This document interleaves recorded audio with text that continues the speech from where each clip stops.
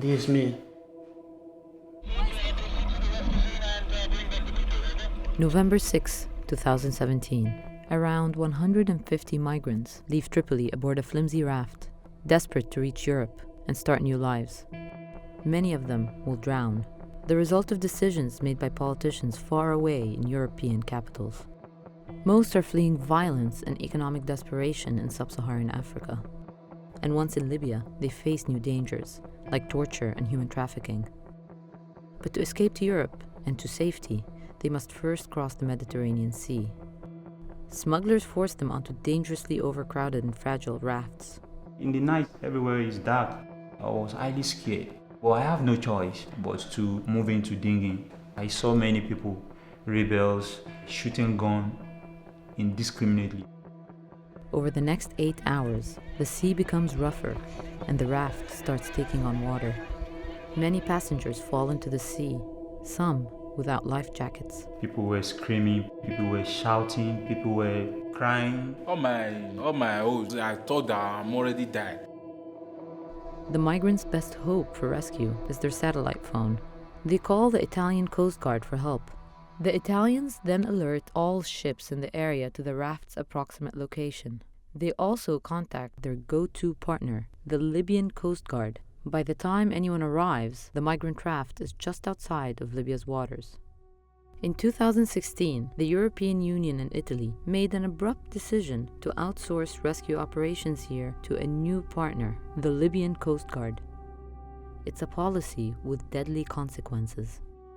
Together with the research groups Forensic Oceanography and Forensic Architecture, we reconstructed the events of November 6 to show you how this one decision cost at least 20 lives on a single day.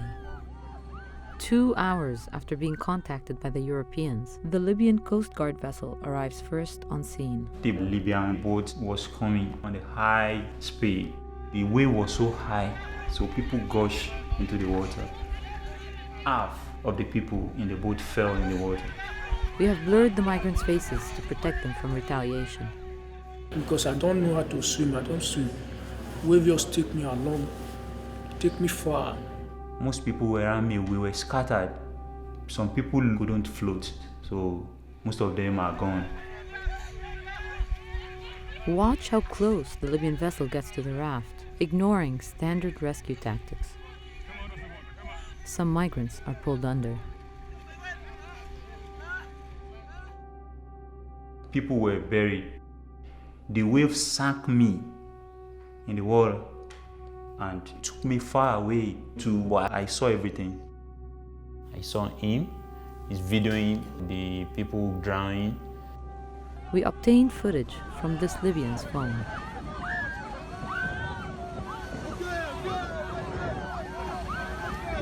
We are shouting, help, help, help.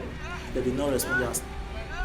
They were shouting at people, making dangerous comments. So I was like, what is going on? And then I just saw a ship painted in blue. They wrote Sea Watch. They were coming gently, they were coming gently. This is Sea Watch, a German humanitarian rescue operation. They've also been contacted by the Italians and arrive a few minutes after the Libyans. Sea Watch positions themselves at a safe distance. Sea Watch is also recording with 9 video cameras and photos because the Libyan Coast Guard has a history of violence towards volunteer rescue groups. They quickly dispatch their small speedboats to reach victims. So everything started quite early in the morning. We got the first message about the distress situation. They also warned us about the presence of the Libyan Coast Guard. They told me that I should tell the crew to be careful and that we should take all measures against aggressions from the Libyan Coast Guard. Libyan Coast Guard, this is Sea Watch 3. Of course, the first things coming to my mind are like, okay, what are their intentions? Are they letting us rescue the people, or are they going to threat us? Are they even going to attack us with weapons? Is my crew safe in this moment? We are on scene command, stay away. Sea Watch immediately starts making split-second decisions about who to rescue first. No, try to assist on the other side of the Libyan Coast Guard. There's a lot of people in the water, directly at the Libyan Coast Guard ship. Migrants are scattered in every direction. It's impossible to reach everyone at once. I'm paramedic. I'm in the blue one. In such a chaotic rescue situation, there are a lot of different things in the water, and then you see, okay, it's a body, so we have to go there directly, we have to be there now. These people normally can't swim. Drowning is like a thing of 30 seconds, maybe a minute. This is me. I was alone, far away. When the sea watch locates me, I'm lucky. I didn't think that I'm going to make it. I thought I'm going to die.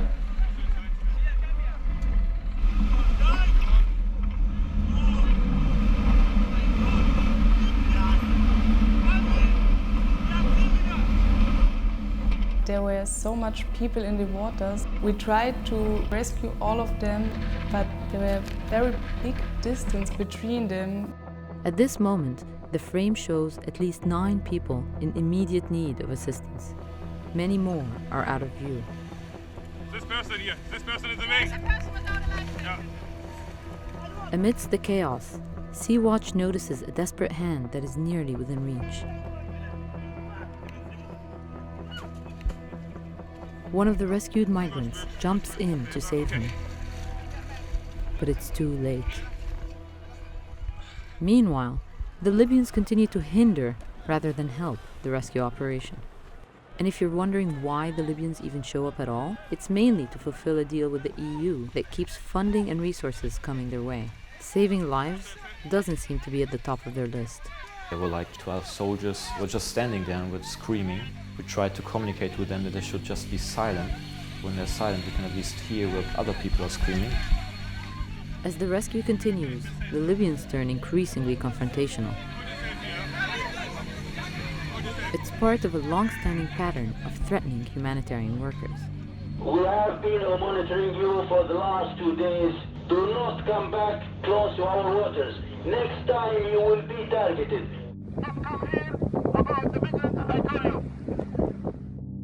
This is Europe's preferred partner in action. The Libyans have even boarded other NGO ships by force and fired on them. These past incidents are on the minds of Sea-Watch as they approach the Libyans on November 6th. If you put that all together, the threat level in the minds of our crew is very high.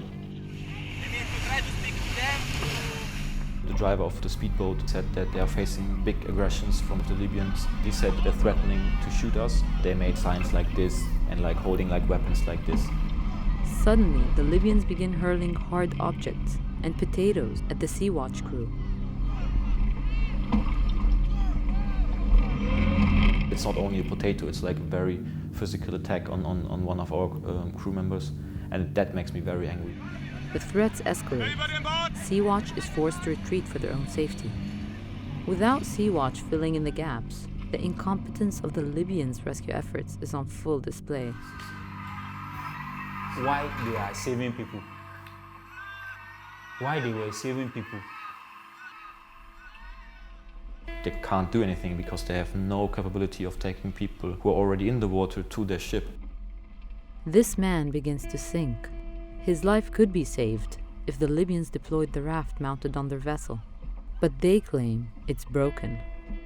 They throw life jackets, but it's not enough. He drowns. They have a boat like what the Sea-Watch people use. It was there like for decoration. The Libyan Coast Guard, it's not a rescue boat, it's just a warship. They don't have the speedboats, they don't have a medical treatment area, they don't have doctors. There's no chance for good rescue. Botched rescues like this were almost unimaginable just a few years ago, when European countries were still leading rescue efforts. Between 2013 and 2014, Italy alone saved more than 100,000 lives. But then, everything changed. Nationalism and anti-immigrant fervor spiked. Out of this country forever! So Europe decided to stop the flow of migrants at any cost, without getting its hands dirty. It's a cynical solution, outsourcing the responsibility to the Coast Guard of what is essentially a failed state.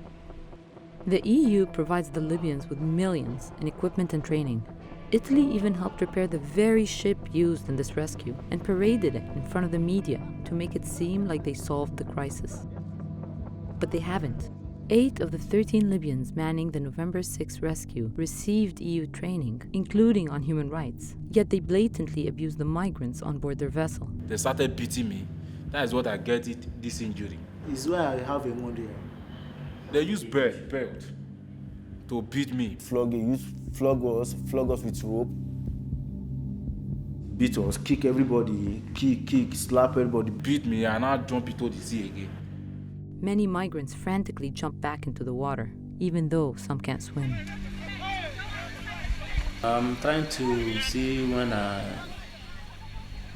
jump inside the water, because I swim to meet the small boat. You were not afraid that you would die in the water? But I prefer to die in that water if we're going to go back to Libya. Because if I go back to Libya, they can kill me. After being beaten, this man jumps from the ship. He clings to the ladder. The Libyan ship still takes off, ignoring all pleas to stop.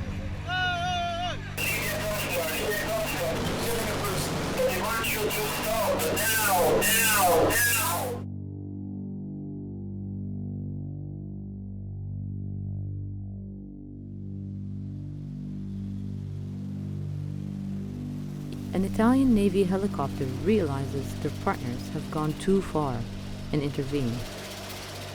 Only then do the Libyans pull him back on board. The fate of those who survive hinges on which boat they end up on. Those rescued by Sea-Watch will be taken to safety.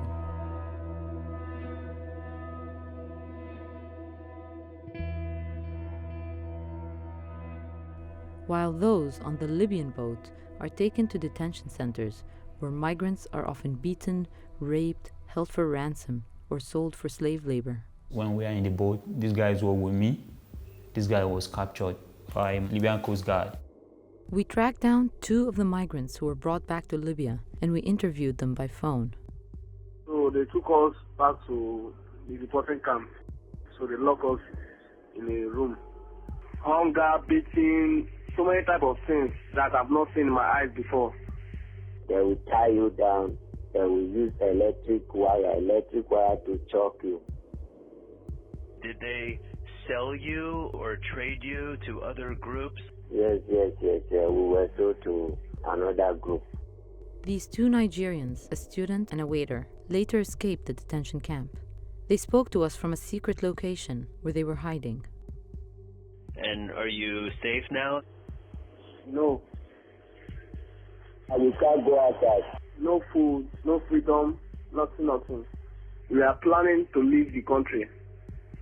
Even though it's dangerous? It's more dangerous to stay. One of the migrants eventually escaped and reached Europe. The other remains trapped in Libya. The Libyan Coast Guard is not rescuing these people, they're endangering these people in the moment, and that they're killing people. It's an act of murder in the end. In Europe, we know we can't kill people at our border, but if Libyans do that, it's Libya. And it's Africa, and then, Africa is a sad story, and then we can live with that. But still, it's European money who's leading to people drowning in the Mediterranean Sea. Every European citizen should be very upset, actually, with this kind of approach. Europe likes to think it is a beacon of tolerance and human rights, but its actions tell a different story. It's not my wish to go on rubber dinging. It's not my wish. I just want safety. Safety is what I'm looking for. We are suffering in Libya. We are suffering here. I'm pleading to the European Union to do more, to do more, to assist and to save people's life.